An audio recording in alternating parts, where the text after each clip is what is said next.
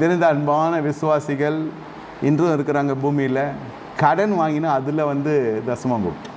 Loan போட்டு வந்தால் அதில் தசமம் கொடுப்போம். அதில் என்ன விசுவாசம்னா, அந்த லோனை அடைக்க கர்த்தர் கிருபை செய்வார். அதை நானும் சில இடத்துல பண்ணி பார்த்தேன்.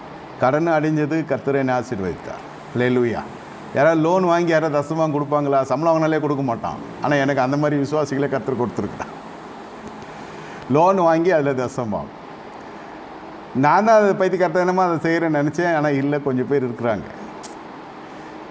அதிலே கர்த்தருடைய கிருபை. கடன் வாங்கி எத்தனை பேர் செத்துட்டு பிள்ளைகளை பிரச்சனைக்குள்ளே மாற்றிட்டு போகிறான். லோன் வாங்கி தசமம் கொடுக்குறவன் அவன் நாட்களுக்குள்ளே அந்த கடனே அடைப்பான். ஜெயத்தோடு வெளியே வருவான். யாருக்கும் பிரச்சனை இருக்காது. வாங்கினதும் தெரியாது, கொடுத்ததும் தெரியாது. இந்த கடன் வாங்கின தொகைக்கு தசமம் அவங்க செலுத்துகிற பொழுது அதனுடைய சுகமே வேறு. நானே கடன் வாங்குகிறேன். கடன் கேட்குறதுல 100 ரூபா கேட்டால் 80 ரூபா தர்ற உலகம்.